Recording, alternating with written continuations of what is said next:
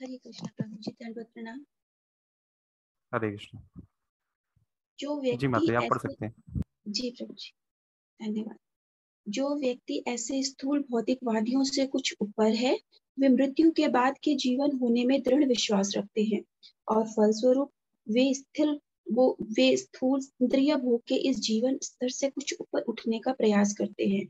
वे पुण्य कर्म करके अगले जीवन के लिए कुछ पुण्य संचित करने का प्रयास करते हैं।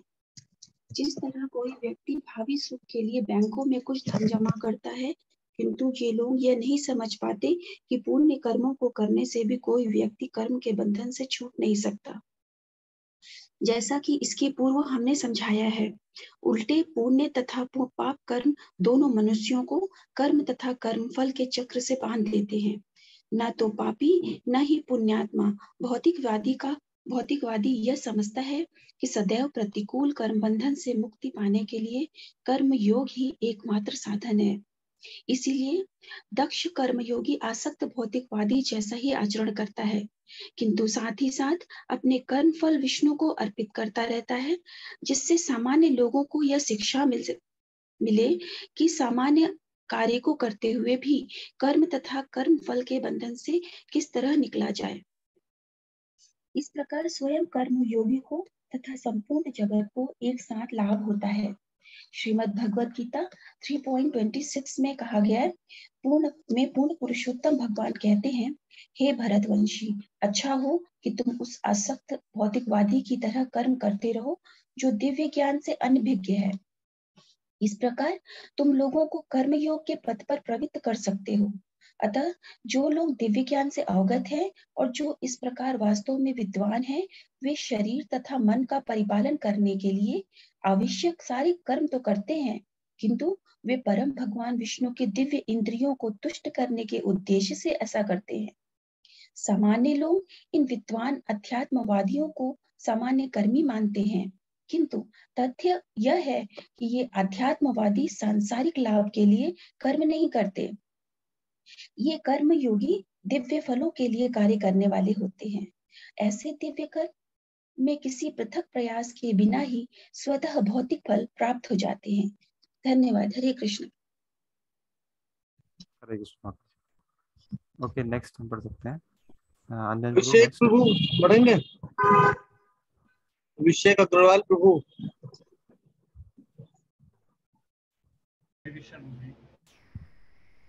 हरे कृष्ण ब्रो। यस ब्रो जी। वर्तमान युग में इस भौतिक क्रियाकलापों में अत्यधिक विस्तार देख रहे हैं। मिलों तथा फैक्ट्रियों के साथ साथ अस्पताल तथा अन्य संस्थानों की बहुतायत है। प्राचीन काल में भौतिक क्रियाकलापों का इतना अधिक विस्तार नहीं था। उन दिनों जीवन शैली सरल थी, किंतु विचार उच्च थे। अतः अब कर्म योगियों के लिए अत्यंत उत्तम क्षेत्र उपलब्ध है, क्योंकि वे सारे विभिन्न आधुनिक संस्थानों को भगवान विष्णु की दिव्य इंद्रियों की तुष्टि हेतु उनकी दिव्य सेवा में लगा सकते हैं। अतः यह अनिवार्य है कि इन पूर्वलिखित समस्त संस्थानों में तथा घर घर में कर्म योग की उस भावना से परमेश्वर की पूजा हेतु विष्णु मंदिर स्थापित किए जाएं, जैसे कि प्राचीन काल में संत महात्मा करते थे। यद्यपि सर्वव्यापक परम पुरुष भगवान अपने विविध दिव्य नित्य रूपों में अवतारों या स्वांशों या विविध अंश रूपों में प्रकट होते हैं, फिर भी संत जन श्री लक्ष्मी नारायण, श्री सीताराम तथा श्री राधा कृष्ण के शाश्वत युगल रूपों की पूजा करने की संस्तुति करते हैं। इसलिए यह सच्चे भाव से अपेक्षित है कि बड़ी बड़ी मिलों, फैक्ट्रियों, अस्पतालों, विश्वविद्यालयों, होटलों तथा अन्य विविध संस्थानों के स्वामी तथा प्रबंधक विष्णु के इन दिव्य रूपों में से किसी एक की पूजा करने के लिए मंदिर की स्थापना करें। इससे इन संस्थानों के सारे कर्मचारी कर्मयोगी बन जाएंगे। सामान्यतः ऐसा अनुभव किया जाता है कि बड़ी बड़ी मिलों तथा फैक्ट्रियों के कर्मचारी अनेक दुर्व्यसनों दुर्व्यसनों के आदी होते हैं और इस तरह वे धीरे धीरे उस नियमितम अधोगति को प्राप्त हो जाते हैं जहां तक कि मानव गिर सकता है। किंतु यदि उन्हें विष्णु को अर्पित किए भोग का उच्चिष्ट प्राप्त करने का अवसर कृपा पूर्वक प्रदान किया जाता है तो वे धीरे धीरे आध्यात्मिकता का दिव्य भाव विकसित कर सकेंगे और अध्यात्म में उन्नत व्यक्तियों जैसे ही पद तक उठ सकेंगे। किंतु केवल हरिजन श्री भगवान के लोग ही मोहर लग जाने से व्यक्ति इस उच्च पद को प्राप्त नहीं कर सकते। यदि उनमें विष्णु की दिव्य सेवा के अतिरिक्त कोई अन्य इच्छा उत्पन्न हो जाए तो उन्हें उनके निम्न पद से ऊपर उठने का हर प्रयास विपरीत लगने वाला तथा सामाजिक व्यवस्था की शांति में उपद्रवकारी सिद्ध होगा। जो नेतागण ऐसे दलित श्रमिकों को व्यर्थ ही क्षणिक लाभ हेतु उकसाते हैं वे कभी भी श्रमिकों का हित नहीं कर सकते। ना ही ऐसे कविचारित कर्मों से कुविचारित कर्मों से नेतागण स्वयं लाभान्वित हो सकते हैं। उल्टे श्रमिक तथा पूंजीपति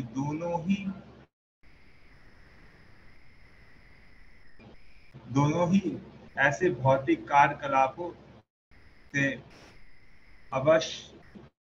अवश्य में हानिप्रद झगड़े में लिप्त हो जाते हैं और सामाजिक व्यवस्था में भारी गड़बड़ी फैलाते हैं। इस समस्या को कर्मयोग की दृढ़ योजना के द्वारा ही हल किया जा सकता है। यदि कर्म योग को निश्चित रूप से संपन्न किया जाता है तो हम समस्त खंडित प्रयासों की पूर्ति कर सकेंगे, चाहे यह सामाजिक वादियों की समानता द्वारा हो,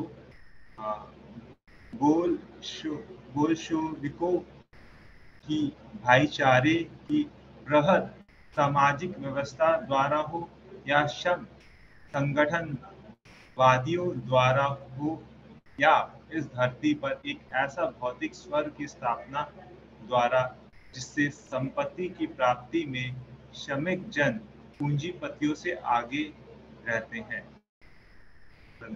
हरे कृष्ण। थैंक यू गुरुजी। तो थोड़ा सा समराइज कर लेते हैं इसको। तो अभी तो प्रभुपाद जी बोल रहे हैं कि कर्म, इससे पहले समझ लेते हैं कर्म क्या होता है और कर्म योग क्या होता है। दोनों में एक छोटा सा डिफरेंस है, तो जो लेकिन इम्पैक्ट बहुत बड़ा है। जो कर्म होता है उसको बोला जाता है कि किसी भी भौतिक इच्छा से किया गया कार्य, भौतिक प्रॉफिट के लिए किया गया कार्य, वो होता है भक्ति योग, सॉरी उसको बोलते हैं हम लोग कर्म। और जो कर्म योग होता है वो ऐसा कार्य जो विष्णु की प्रसन्नता के लिए किया गया हो या भगवान की प्रसन्नता के लिए किया गया हो, उसको हम लोग कहते हैं कर्म योग। तो कर्म जो होता है वो बंधन का कारण बनता है, क्योंकि हम जब कर्म करते हैं तो उसका फल जो आएगा उसको हमें भोगना रहता है, और उस कर्म के फल को भोगते भोगते हम दूसरे कर्म करते हैं और फिर उसका फल आता है, फिर उसको भोगते हैं। इससे एक साइकिल बन जाती है। लेकिन जो अब इस कर्म का जो साइकिल है इसको तोड़ना बहुत ही मुश्किल होता है। इवन जो होता है, अगर कोई सन्यासी बन जाए तो भी केवल सन्यास मात्र से ही वो कर्म के फल, कर्म का जो साइकिल है उसको ब्रेक नहीं कर सकता है। उसके लिए कर्म योग ही एक सुझाया गया पाथ उसी से किया जा सकता है। और अर्जुन को भी श्री कृष्ण ने कर्मयोग का ही उपदेश दिया था कि कैसे जो कुछ भी हम काम अपने क्रियाकलाप कर रहे हैं, अगर हम उसको भगवान की प्रसन्नता के लिए करें तो वो कर्मयोग बन जाता है, और फिर वो दोबारा फल क्रिएट नहीं करेगा और हम इस कर्म बंधन से बाहर निकल जाएंगे। तो प्रभुपाद जी ने जो कर्मयोग के बारे में बताया है, तो वो कर्मयोग हम क्योंकि इस्कॉन से कनेक्टेड हैं, तो उसका कई जो उसके लिम्स हैं वो ऑलरेडी अपने जीवन में हम पालन कर रहे हैं।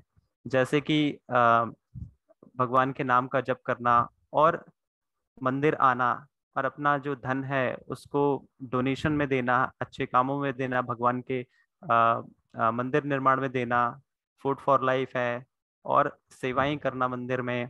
तो ये सभी चीजें कर्मयोग के अंदर आती हैं। वैसे तो लोग ट्रैवलिंग हर कोई करता है, लेकिन अगर जो डिओटीज होते हैं वो ट्रैवलिंग एज अ यात्रा करते हैं तो वो कर्मयोग बन जाता है। पैसे हर कोई खर्च करता है, लेकिन जो डिओटी होते हैं वो दान करने के लिए पैसे खर्च करते हैं, या फिर यात्रा जाने के लिए खर्च करते हैं, या मंदिर जाने के लिए ऑटो का किराया जो हम पे करते हैं उसको भी कर्मयोग माना जाता है। तो इस तरह से प्रभुपाद जी रिकमेंड कर रहे हैं कि जो पूंजीपति हैं और जो श्रमिक हैं, तो उनके बीच में भी हम कर्मयोग को लाएं एज अ बिजनेस। तो उससे क्या होगा कि जो आपस में कलह है वो दूर हो जाएगा। तो इसको भी हम लोग देखते हैं, जैसे हम लोग एज अ डिओटी यात्रा जाते हैं तो बहुत सारे मैनेजमेंट होते हैं, कभी भी जो दो मैनेजर होते हैं उनके आइडियाज मैच नहीं करते। तो ऐसा देखा गया है, लेकिन जब डीओटीज मैनेजमेंट कर रहे होते हैं तो काफी हम्बली हर चीज को डील करते हैं। इस वजह से आप देखेंगे कि इतनी बड़ी बड़ी यात्राएं हो जाती हैं लेकिन कभी भी क्लैशेस नहीं होते हैं, कभी भी एक दूसरे के पॉइंट ऑफ व्यू को हर कोई रिस्पेक्ट करता है।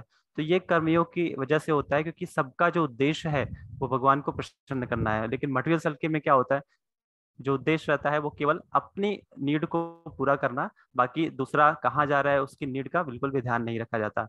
तो ये है कर्मयोग को अपनी लाइफ में इन्वॉल्व जो करेंगे, इंटीग्रेट करेंगे, तो उसका ये बेनिफिट होता है। तो प्रभुपाद जी इसी को रिकमेंड कर रहे हैं कि जैसे घर हैं वहाँ भी हम अगर भगवान को स्थापित कर लें, या जो बिजनेस है वहाँ पे भी बिजनेस जो कर रहे हैं वो फिर भगवान के लिए हो जाएगा, और जो कुछ भी एज अ बिजनेस का प्रॉफिट आता है उसको फिर भगवान को लोग अर्पित करना स्टार्ट कर देंगे, अगर उनके कॉर्पोरेट ऑफिस में जो है वहाँ पे मंदिर की स्थापना हो जाएगी। यस, और कोई डिवोटी अगर इसमें कुछ ऐड करना चाहते हैं तो ऐड कर सकते हैं। तो जी जगन्नाथ प्रभु आ गए हैं, ज्वाइन कर चुके हैं। ओके ओके, जगन्नाथ प्रभु जी तो कुछ बताएं।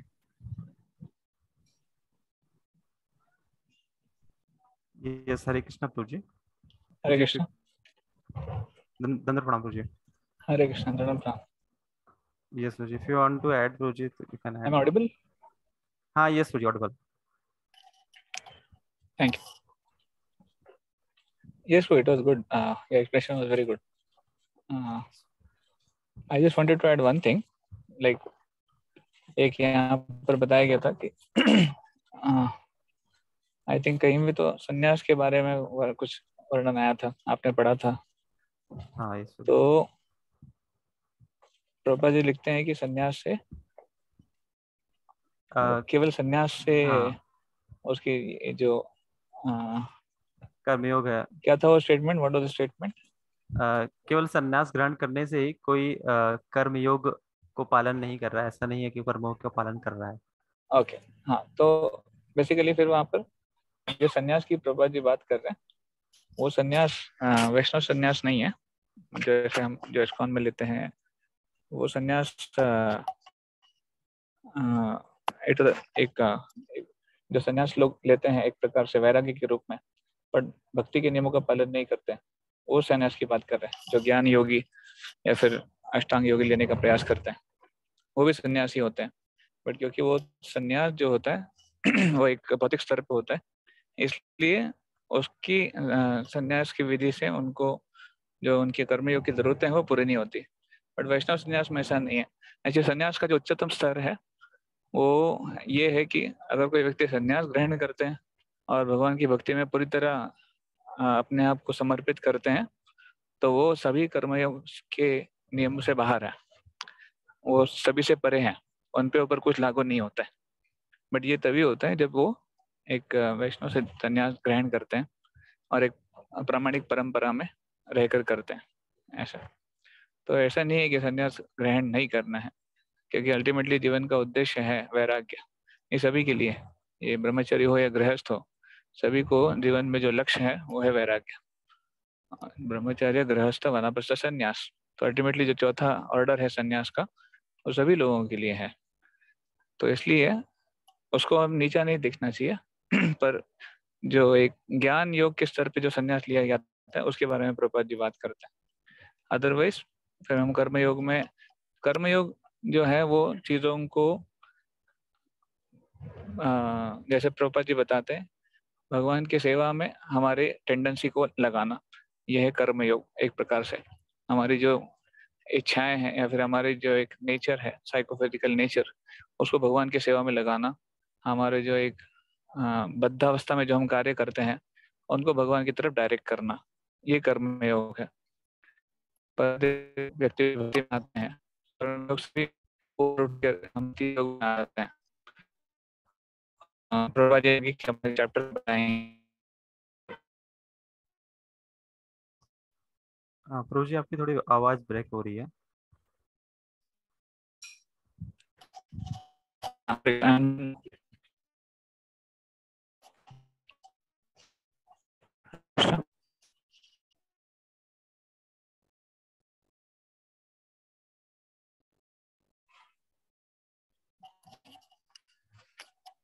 हरे कृष्णा।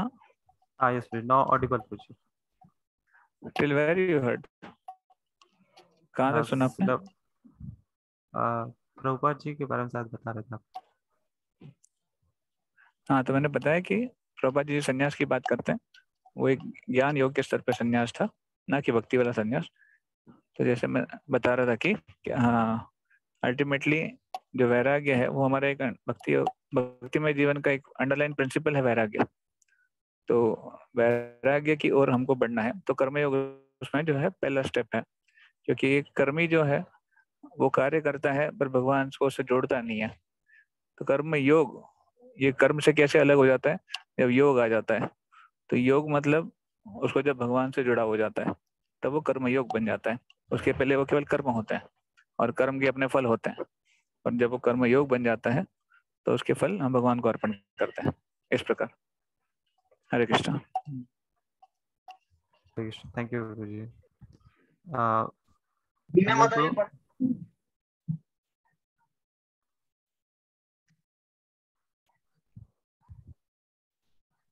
हेलो प्रभु जी, आपने मुझसे कहा पढ़ने के लिए? हेलो। हाँ यस हरे कृष्णा माता। यस आप। अंजन प्रभु की आवाज थोड़ी क्लियर नहीं आ रही है मेरे। अंजन हाँ, प्रभु वो मेरे को समझ में नहीं आया। माइक। हाँ अंजन प्रभु आपकी आवाज क्लियर नहीं आ रही, आप माइक यूज कर ले। मानव समाज में भाईचारा धीरे धीरे विकसित होता है, जो आत्म प्रेम से परिवार के प्रति प्रेम, परिवार के प्रति प्रेम से समुदाय के प्रति प्रेम, समुदाय के प्रति प्रेम से राष्ट्र के प्रति प्रेम, और राष्ट्र के प्रति प्रेम से अंतर्राष्ट्रीय समुदाय के प्रति प्रेम से हो सकता है। इस क्रमिक विधि में सदैव एक आकर्षण का केंद्र होता है, जो हमारे प्रेम को प्रगति देने और एक अवस्था से दूसरी अवस्था में विकास करने में सहायक होता है।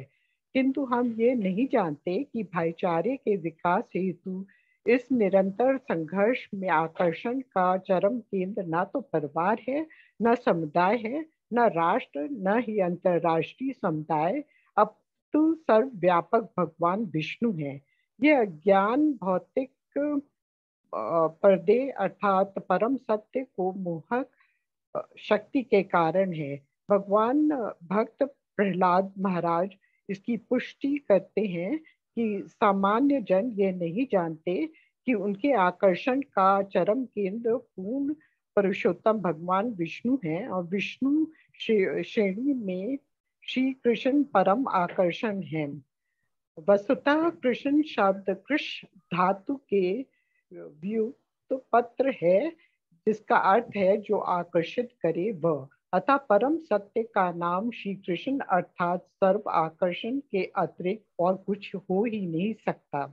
इस संबंध में विद्वान मुनियों ने विस्तृत शोध की है और वे इस अटल निष्कर्ष पर पहुंचे हैं, श्री कृष्ण परमेश्वर हैं। नैमी शरण आजकल उत्तर प्रदेश के सोतापुर जनपद सीतापुर का नेमसार के मुनि ने जो सूत गोस्वामी की अध्यक्षता में एकत्र हुए थे, परम सत्य के सभी अवतारों की विस्तार से चर्चा की।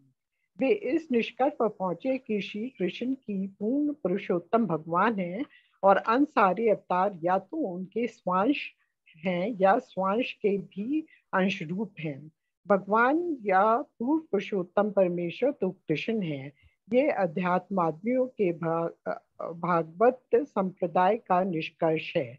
इस निष्कर्ष की पुष्टि ब्रह्म सप्ताह में हुई है, जिसका संकलन इस ब्रह्मांड के सृष्टा ब्रह्मा जी द्वारा किया गया है। श्री कृष्ण पूर्ण पुरुषोत्तम भगवान है, जिनका रूप शाश्वत आनंदमय तथा दिव्य है। वे आदि पुरुष हैं और गोविंद के रूप में विख्यात हैं। उनका कोई आदि नहीं है।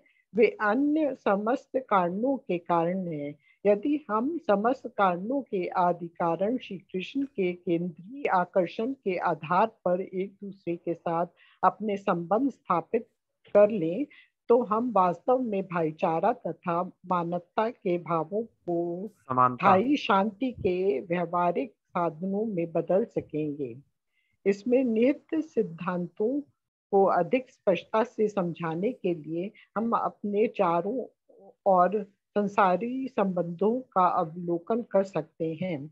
उदाहरणतः हमारी बहन का पति, जो उसके साथ विवाह करने के पूर्व भले ही हमसे अज्ञात रहा हो, फिर भी हमारा बहनोई बन जाता है। बहन के साथ सहभागी केंद्रीय संबंध होने के कारण, इसी सहभागी केंद्रीय संबंध के कारण पहले के इस अज्ञात पुरुष के पुत्र तथा पुत्रियां हमारे भांजे तथा भांजियां बन जाते हैं।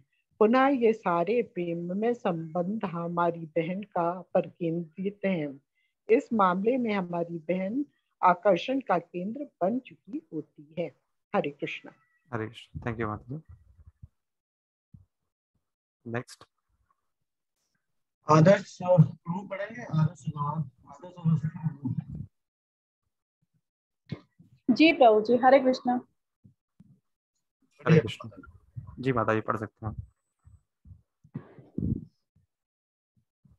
इसी प्रकार यदि हम अपने देश को आकर्षण का केंद्र बनाते हैं, तो हम अपने आप को सीमित तथा भिन्न भिन्न राष्ट्रीय नाम देते हैं, यथा बंगाली, पंजाबी या अंग्रेजी।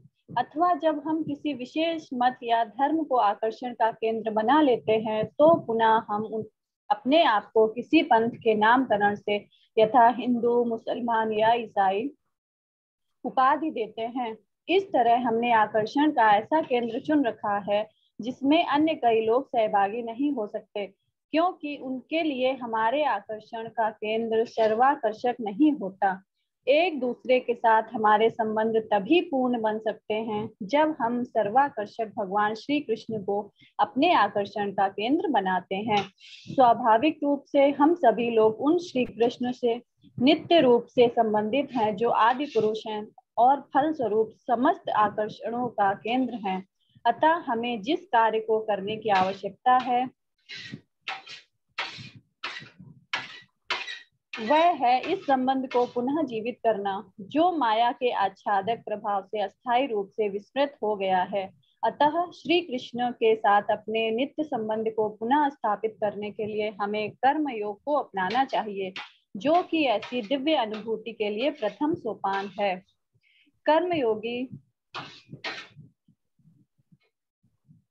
कर्मयोगी प्रत्येक व्यक्ति को श्री कृष्ण के साथ नित्य सेवक के रूप में अपना दिव्य संबंध पुनः जागृत करने में उसकी सहायता कर सकता है।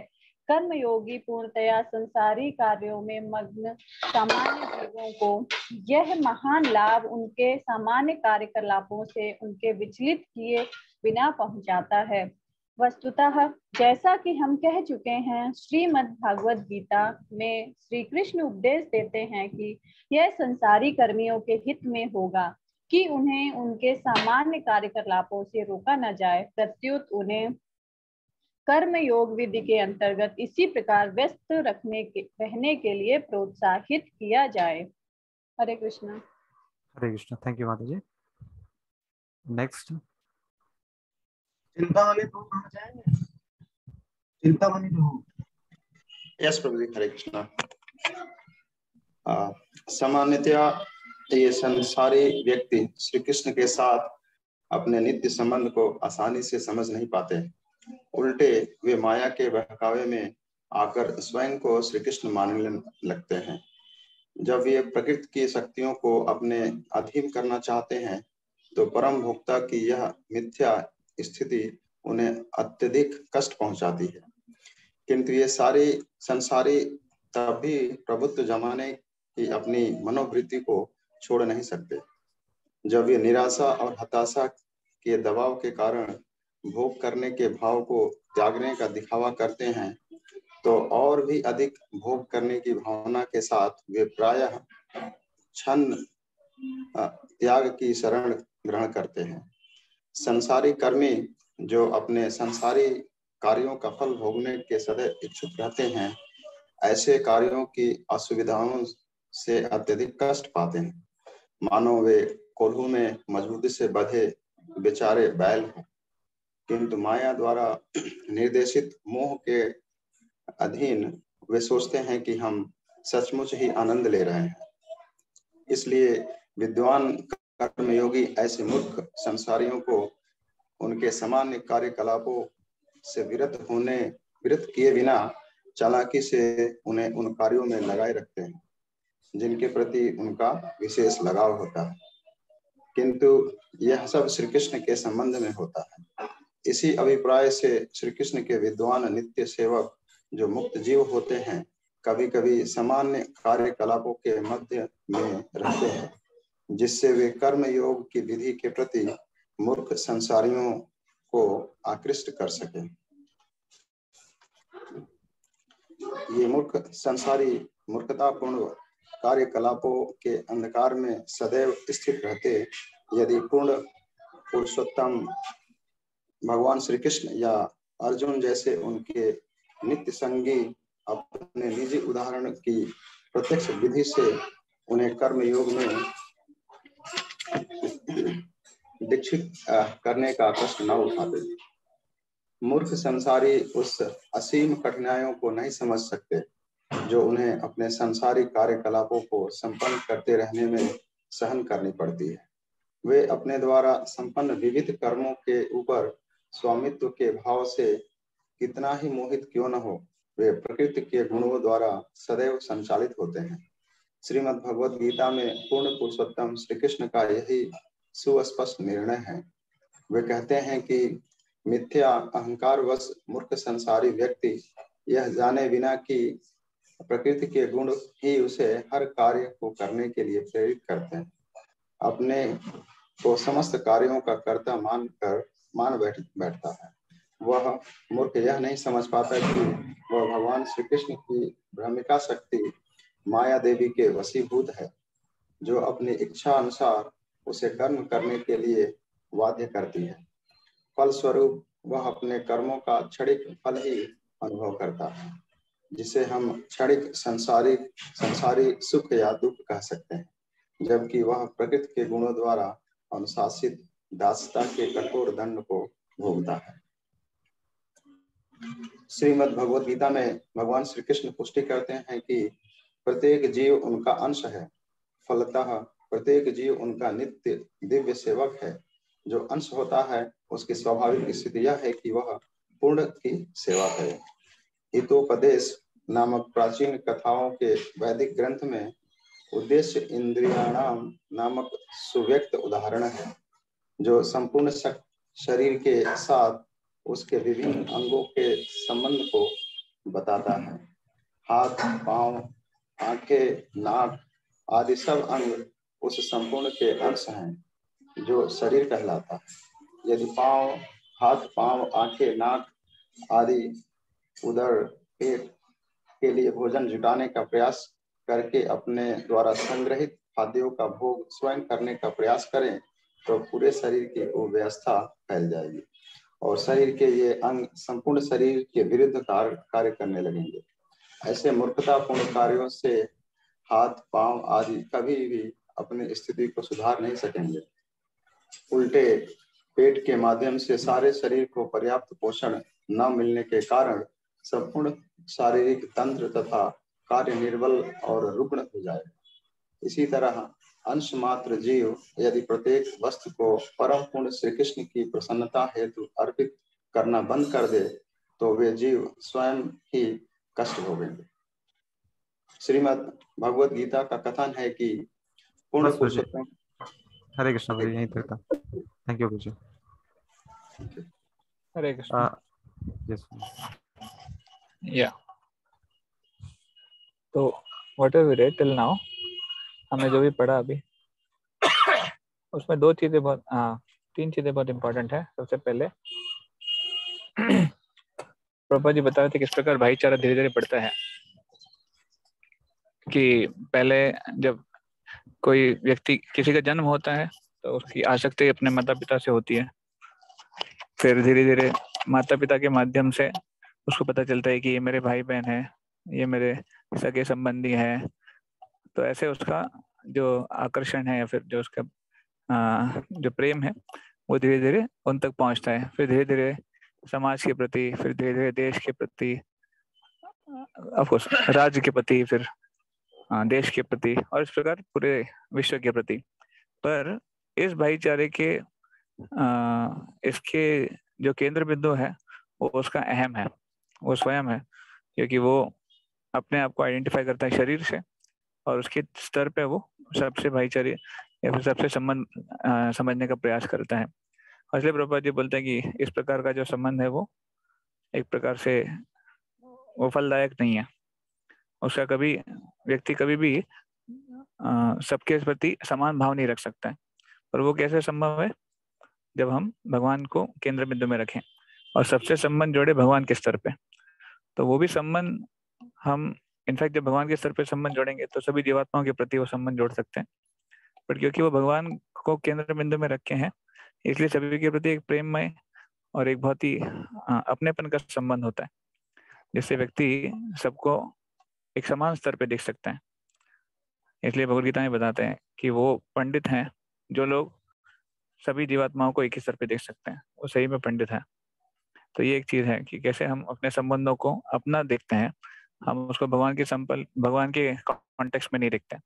इवन ये ऐसा नहीं कि केवल कर्मियों के लिए लागू होता है, ये हम अपने भी चित्त में देख सकते हैं कि हमारी चेतना में भी बहुत ज्यादा प्रगाढ़ रूप से शारीरिक चेतना है। हम कितना भी कह लें कि हम भक्ति में हैं, हम माला जप कर रहे हैं, हम ग्रंथ पढ़ते हैं, सब कुछ अच्छा है, पर फिर भी अब भी हमें बहुत इसके ऊपर काम करना है कि हम अपनी शारीरिक चेतना को साइड में रखें और भगवान को केंद्र बिंदु में रख के उसके अनुसार कार्य करें। नहीं तो फिर हम भी नेचुरली देखिए स्वाभाविक हो जाता है, जब भी कुछ चीज फैसिलिटीज प्राप्त करनी है तो हम अपने अहम के बारे में जल्दी सोचते हैं। मान लीजिए बस में जाना है, बस में जगह नहीं है और बाकी लोग भी बस में बैठने वाले, तो हम प्रयास करेंगे कि पहले अपने परिवार को सीट मिल जाए। एक नेचुरल टेंडेंसी है। फिर हम बाकियों का इतना सोचते नहीं है। और या फिर कहीं प्रसाद की लाइन लगी है, उसमें भी हम प्रयास करते हैं कि मुझे पहले प्रसाद मिल जाए। तो इस प्रकार की टेंडेंसी ये अहम को सूचित करती है। पर इसलिए जितना हम इसके बारे में और सचेत रहेंगे, जितना और प्रभुपाद जी के ग्रंथों को ध्यान से पढ़कर उसको अपनाने का प्रयास करेंगे, हम इस टेंडेंसी से बच सकते हैं, हम सेवा भाव में जागृत कर सकते हैं। दूसरा बहुत महत्वपूर्ण था, प्रभुपाद जी बताते हैं इस कॉन्टेक्स्ट में कि किस प्रकार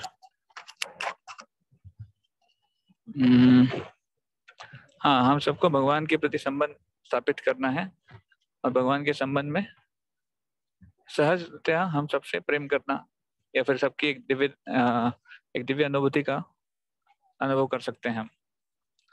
और प्रभुपाद जी इस एक पैराग्राफ में बताते हैं कि इस प्रकार से सांसारिक व्यक्ति है वो अपने कार्य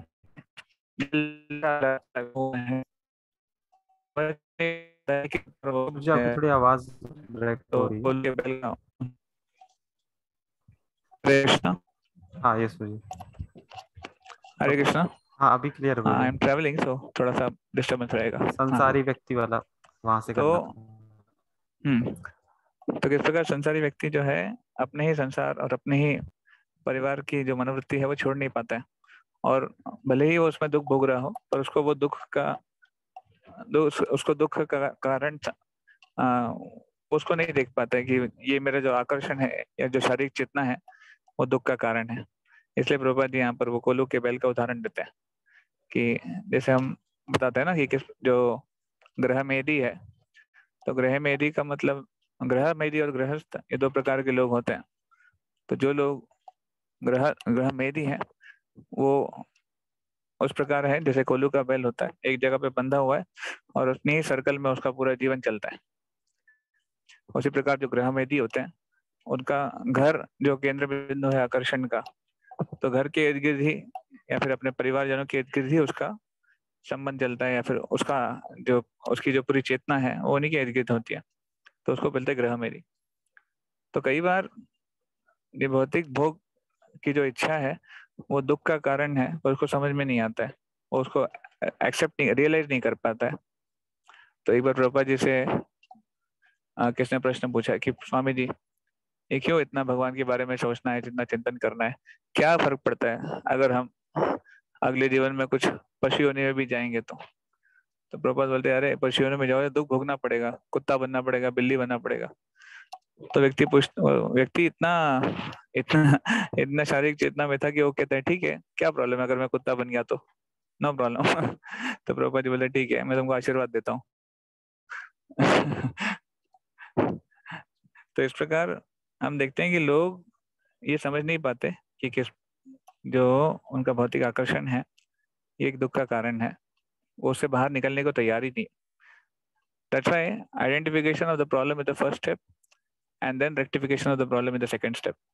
तो पहला स्टेप है प्रॉब्लम को समझना कि हम समझ गए हैं कि हम दुख में हैं या फिर हम समस्या में हैं। अगर जब तक यही नहीं समझेंगे कि हम समस्या में हैं, हम समस्या से बाहर निकलने का प्रयास ही नहीं कर पाएंगे, और करेंगे तो भी वो इतना मन से इतनी लगन से प्रयास नहीं कर पाएंगे।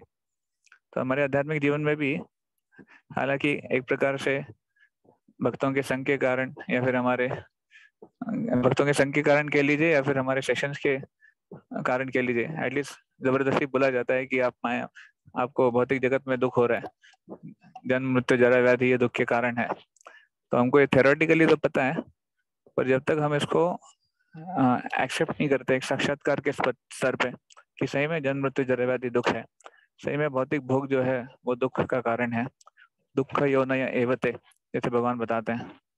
तो अगर जब तक हम इसको एक्सेप्ट नहीं कर पाएंगे तब तक हम आध्यात्मिक जीवन में सीरियसनेस नहीं ला पाएंगे। और सीरियसनेस हमारे जीवन में कैसे दिखाई देता है? हमारे साधना के माध्यम से। हम कितना साधना में सीरियस हैं, प्रभुपाद जी के ग्रंथों का अध्ययन करना या फिर हरिनाम का जप करना, हम कितना ध्यानपूर्वक हरिनाम का जप कर पाते हैं, सुन पाते हैं। तो हम प्रोसेस तो पालन करते हैं पर प्रोसेस को अगर इंटेंसिटी या फिर एक तीव्रता से पालन करेंगे तो उस प्रोसेस का फायदा होगा, अन्यथा उसका फायदा इतना नहीं हो पाएगा। तो इसलिए प्रॉब्लम समझना ये पहला स्टेप बहुत जरूरी है कि हम समस्या में हैं, भौतिक जगत भौतिक दुनिया दुख का कारण है और हमें यहाँ से निकलना है, ये इम्पोर्टेंट है। हरे Krishna. Thank you Guru ji. Next गुरु, आपकी आवाज नहीं आई गुरु जी। अर्जुन गुरु जी नेक्स्ट। हाँ ममता माता जी। ममता माता जी अभी आई। ममता माता जी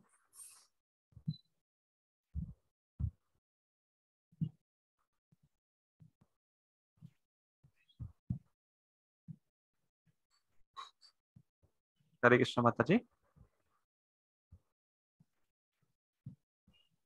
क्या आवाज आई? हाँ जी माता जी अभी आवाज आई, अभी आई आपकी आवाज। प्रभु जी श्रीमद् भगवत गीता का कथन है कि पूर्ण पुरुषोत्तम भगवान श्री कृष्ण समस्त कारणों के आदि कारण हैं और संपूर्ण सृष्टि रूपी वृक्ष के मूल हैं। श्रीमद् भगवत गीता में यह भी कहा गया है कि भगवान श्री कृष्ण से बढ़कर और कोई पुरुष नहीं है।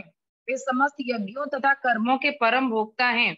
इतने पर भी जो परम पापी हैं वे उनकी शरण में नहीं जाते, क्योंकि वे यह स्वीकार नहीं करते कि श्री कृष्ण पूर्ण पुरुषोत्तम भगवान हैं और अन्य सारे जीव उनके दिव्य नित्य सेवक हैं।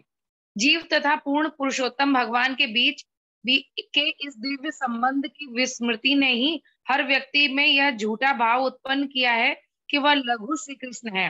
हर व्यक्ति परम पूर्ण तथा सभी के उद्गम परम सत्य पूर्ण पुरुषोत्तम भगवान की दिव्य सेवा की अवहेलना करते हुए यथाशक्ति संसार का भोग करना चाह रहा है। इस प्रकार का सकाम कर्म भौतिक प्रकृति के गुणों अर्थात माया के मोह मंत्र के अधीन किया जाता है। वास्तव में जीव में प्रकृति की शक्तियों पर स्वामित्व जताने की क्षमता नहीं है। जैसे ही जीव परम भोक्ता श्री कृष्ण के पद पर अपने को स्थापित करने का प्रयास करता है, वैसे ही वह प्रकृति के गुणों द्वारा नियंत्रित कर लिया जाता है। मिथ्या अहंकार भाव के अधीन कार्य करते हुए जीव परम भोक्ता के रूप में कार्य करने के लिए अत्यधिक कठोर परिश्रम करता है, किंतु स्वभावतः वह ऐसा करने में अक्षम रहता है। उसी तरह जिस तरह के हाथ पांव आंखें नाक आदि संपूर्ण शरीर के रूप में कार्य नहीं कर सकते, इस तरह जीव भोक्ता होने के बहाने नाना प्रकार के कष्ट पाता है। अतः इन सभी कष्टों से छुटकारा पाने के लिए जो हमारे द्वारा मोहग्रस्त स्थिति में कार्य करने से उत्पन्न होते हैं, हम उन्हें कर्मयोग की विधि अपनानी होती है। सामान्य व्यक्तियों के विपरीत अध्यात्मवादी अर्थात कर्मयोगी वास्तव में विद्वान होते हैं। अतएव वे सामान्य संसारी व्यक्ति की तरह कर्म नहीं करते। वे जानते हैं कि प्रकृति के गुणों के अधीन संपन्न किए जाने वाले संसारी कार्य भगवान श्री कृष्ण की दिव्य भक्तिमयी सेवा हेतु किए जाने वाले कार्यों में सर्वथा भिन्न है।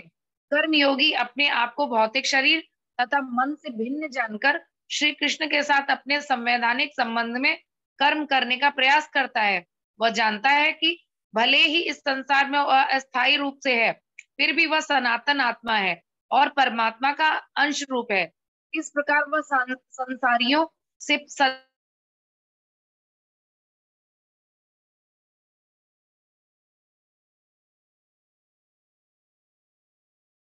हरे कृष्ण। माता जी आपकी आवाज चली गई। जी प्रभु जी। हरे कृष्ण। हाँ जी माता जी, अभी आ रही है आवाज। हाँ, अपने आप को शरीर तरह भिन्न से जानकर संवैधानिक संबंध में कर्म करने का प्रयास करता है। वह जानता है कि भले ही इस संसार में वह स्थायी रूप से है, फिर भी वह सनातन आत्मा है और परमात्मा का अंश रूप है। इस प्रकार वह संसारियों से सदैव पृथक रहता है। यद्यपि उसकी भौतिक इंद्रियां, हाथ पांव आंखें आदि अनेक कार्यों में लगी रहती हैं। श्री कृष्ण की दिव्य सेवा के कार्य उसे कर्म के बंधन से मुक्त कर देते हैं।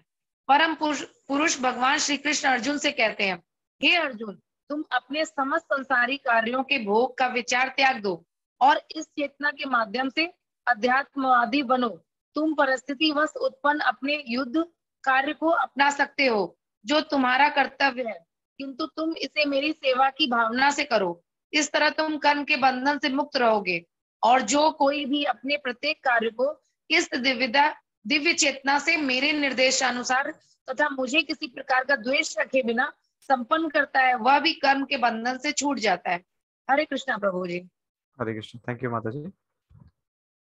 नेक्स्ट अंजन प्रभु। मोहन प्रेम दास प्रभु पढ़ेंगे। मोहन प्रभु। हरे कृष्णा प्रभु जी। हरे कृष्णा प्रभु जी। जी प्रभु जी। जी प्रभु जी, यहाँ से पढ़ सकते हैं। देहात्म बुद्धि।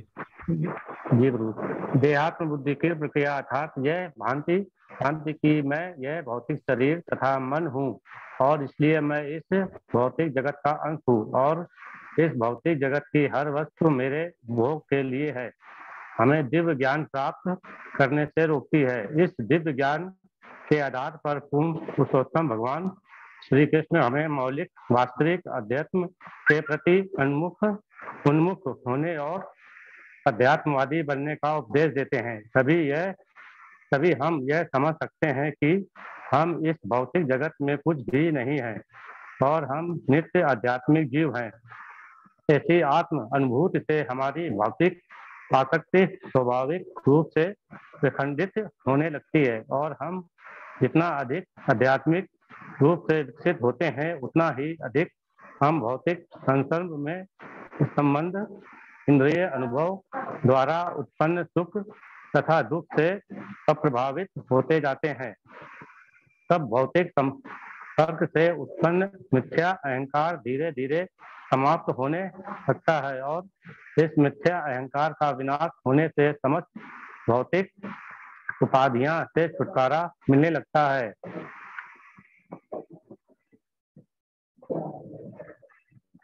छुटकारा मिल जाता है। इससे परम सत्य के साथ हमारे संबंध के बारे में पुनः नवीकृत जागरूकता उत्पन्न हो जाती है। इसे जीवन में मुक्ति कहा जाता है। पूर्व पुरुषोत्तम भगवान श्री कृष्ण परम सत्य है। समस्त प्रामाणिक शास्त्रों से इसकी पुष्टि होती है। जैसे ही श्री कृष्ण के साथ हमारा संबंध पुनः जागृत होता है, वैसे ही हमारे आध्यात्मिक जीवन का विकास प्रारंभ हो जाता है। श्री कृष्ण सूर्य तुल्य है और अज्ञान अंधकार के तुल्य है। इस तरह श्री कृष्ण के साथ हमारा संबंध स्थापित होते ही अज्ञान का अंधकार विलुप्त हो जाता है। हमारे हृदय के भीतर श्री कृष्ण के प्रकट होते ही भौतिक संसर्ग से उत्पन्न हमारे सारे मल दूर हो जाते हैं। जिस तरह सूर्य के उदय होते ही प्रभाव नया तथा ताजा प्रतीत होता है, यह कोई बाल मनोकल्पना नहीं है, अपितु आध्यात्मिक अनुभूति का वास्तविक अनुभव है। जो कोई भी श्री कृष्ण या उनके प्रामाणिक सेवकों के चरण चिन्हों का पूरी तरह अनुगमन करता है, वह भी इस सरल सत्य की अनुभूति करता है। किंतु जो मूर्ख श्री कृष्ण से ईर्षा द्वेष रखता है और स्वयं को उनका प्रतियोगी मान लेता है, वह इस तथ्य को स्वीकार नहीं करता। इस तरह कर्मयोग की प्रधानता को समझे बिना मूर्ख संसारी लोग बिना रोक टोक के भौतिक कार्यों में लगे रहते हैं, जिसका परिणाम होते ही बंधन, उनका कर्म ही उन्हें जन्म मृत्यु वाले इस भौतिक जीवन में निरंतर बांधे रखता है। ऐसे मूर्ख संसारिक वास्तव में श्री कृष्ण से ईर्षा करते हैं और उन्हें अपने में से एक कहकर उपवास करते हैं। ऐसे संसारियों की दुर्बुद्धि में श्री कृष्ण के विषय के ऐसे तथ्य आसानी से प्रवेश नहीं कर पाते, क्योंकि वे दर्शन के इंद्रिय अनुभाव विधि का पालन करने से दूषित रहते हैं। किंतु भगवत भक्त निष्ठा पूर्वक यह समझता है कि श्रीमद् भगवत गीता में वास्तव में क्या कहा गया है और कल्पना का अथवा आध्यात्मिक विवेचना अर्थात इंद्रिय अनुभाव दार्शनिक सोच का आश्रय नहीं लेता। केवल ऐसा भक्त ही श्री कृष्ण के प्रति पूर्ण समर्पण के तर्क को स्वीकार कर सकता है और कर्म के घातक बंधन से छूटने के लिए कर्मयोग की विधि को ग्रहण कर सकता है। हरे कृष्णा। हरे कृष्ण। थैंक यू प्रभु जी। प्रभु जी कुछ एक्सप्लेनेशन है क्या अभी तक का? Okay, time is also passing. You can mute others. Yes, please. Okay, so in the last reading,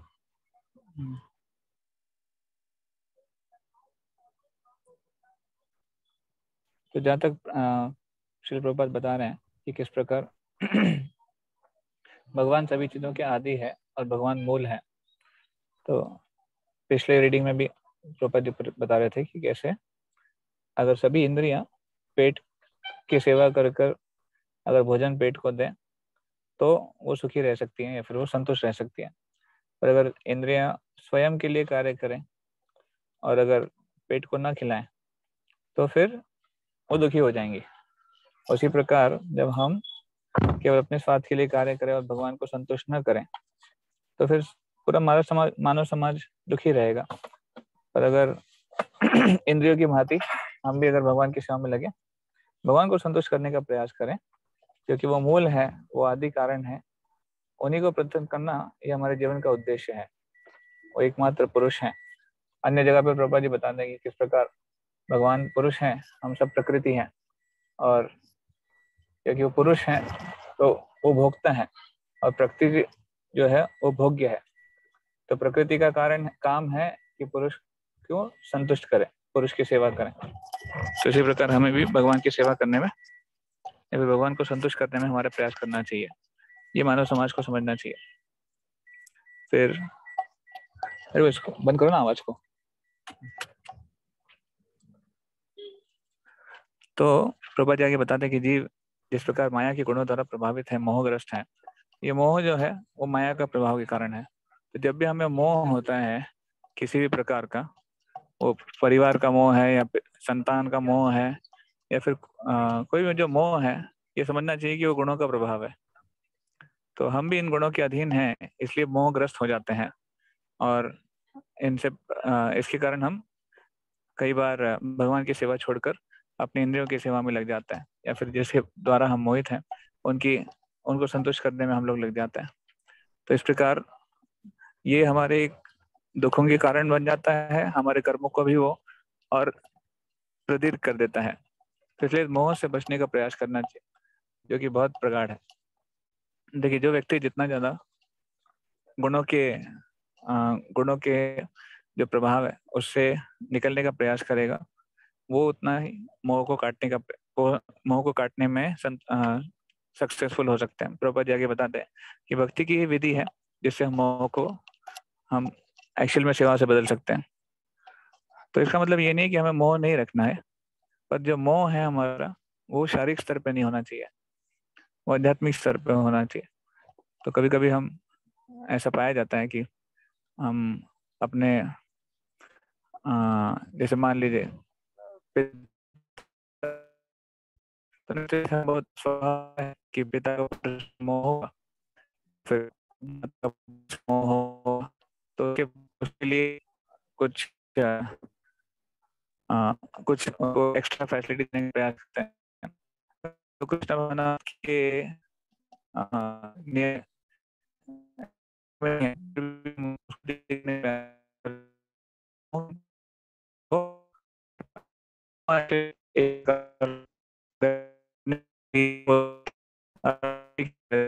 वो मोह में पड़ गए थे और वो चीज को सही रूप से। हरे कृष्णा। माता पिताजी का आप बता रहे थे कुछ, वहां से नहीं सुनाई दिया।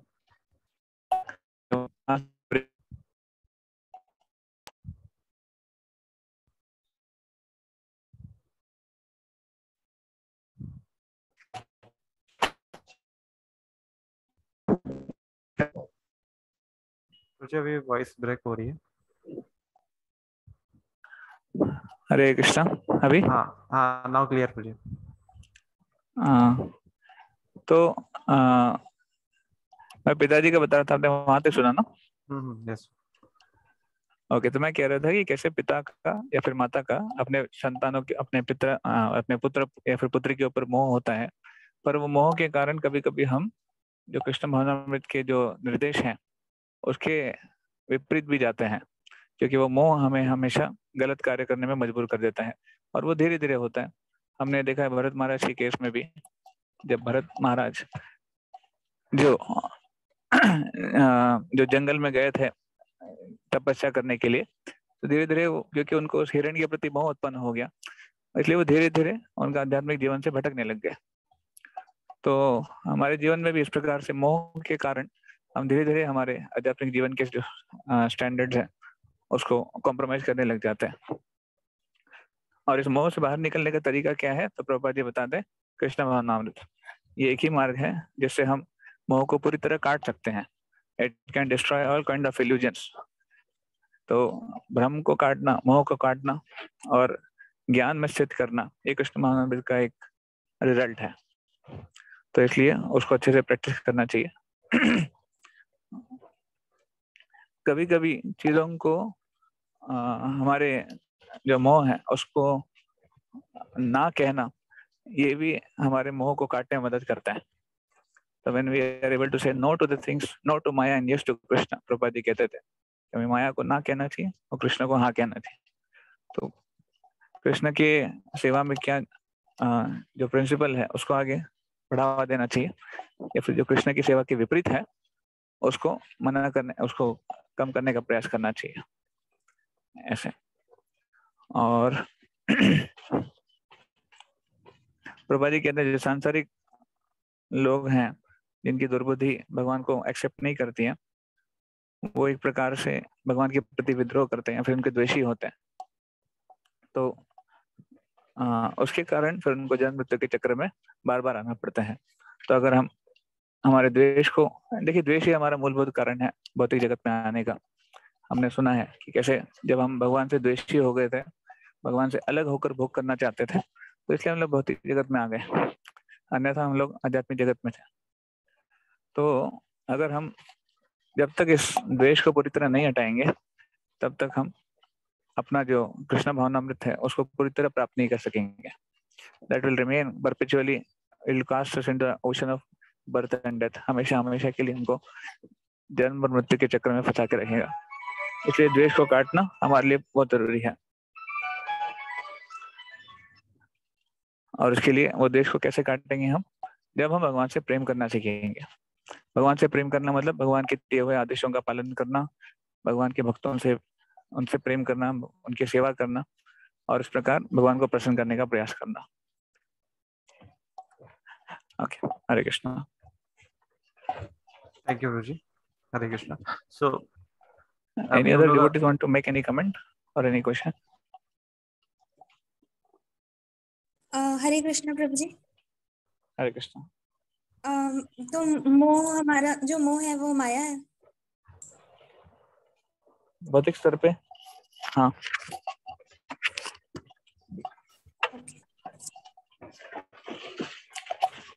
जो भौतिक स्तर पे मोह है वो माया है। लेकिन प्रभु जी ऐसा कैसे हो सकता है कि किसी को मोह ना हो? ये तो इम्पॉसिबल है।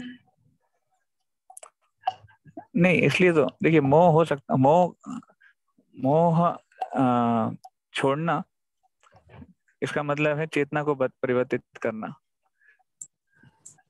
एक प्रकार से मोह को आप स्पिरिचुअलाइज भी कर सकते हैं। हो सकता है किसी को मोह है भगवान से या फिर भगवान के दिए हुए निर्देशों से, वो उसके प्रति मोहित हो सकते हैं। तो one has to choose where to get attracted to. He has to get attracted to Maya or attracted to Krishna. It can be either or. It can't be both. वो एक ही हो सकता है, वो दो नहीं हो सकते हैं। ओके। तो इसलिए हमें टाइम, अच्छा ये भी बैरोमीटर है हमारे स्पिरिचुअल लाइफ का। हम कितना मोहित हो जाते हैं चीजों से, वो हमारे स्पिरिचुअल लाइफ का बैरोमीटर चेक करते हैं कि कितना ताप है। जैसे आपको अगर बुखार है तो हम थर्मोमीटर से चेक करते हैं कितनी बुखार है। तो उसी प्रकार हमारे आध्यात्मिक जीवन का बैरोमीटर है कुछ कुछ चीजें। हमें चेक करना चाहिए कि हमारा स्पिरिचुअल लाइफ किस दिशा में जा रहा है time to time. Sometimes we can't realize that this is मतलब we can't differentiate that whether it is Maya, moh or spiritual or whatever what it is. It's very difficult. देखिए जब भी हम नहीं डिफरेंशिएट कर पाते हैं ना, तो हमको समझना चाहिए क्योंकि हमारी इंद्रियां अपूर्ण है और हमें साक्षात्कार की कमी है, इसलिए हम लोग नहीं कर पाते। तो इसलिए हमें हमारे उच्च जो वरिष्ठ भक्त हैं उनके पास अप्रोच करना चाहिए, जिनके पास साक्षात्कार है या फिर जिनको ज्यादा एक्सपीरियंस है हमसे, वो हमें फिर गाइड कर सकते हैं कि कैसे क्या सही है क्या गलत है। इसलिए जीवन के हर फेज में जहाँ पर भी ऐसा एक पॉइंट जंक्शन आता है जहाँ हम नहीं समझ पा रहे क्या करना है, we need to approach a guru, we need to approach a guide। Arjun का इतने प्रगत अवस्था में भी उसको गुरु की जरूरत पड़ी। अर्जुन बहुत महान थे और बहुत आध्यात्मिक रूप से बहुत क्वालिफाइड थे, तो फिर उनको उस समय एक गुरु की आवश्यकता पड़ी। तो हमें भी जीवन के हर फेज में विल नीड अ गाइड।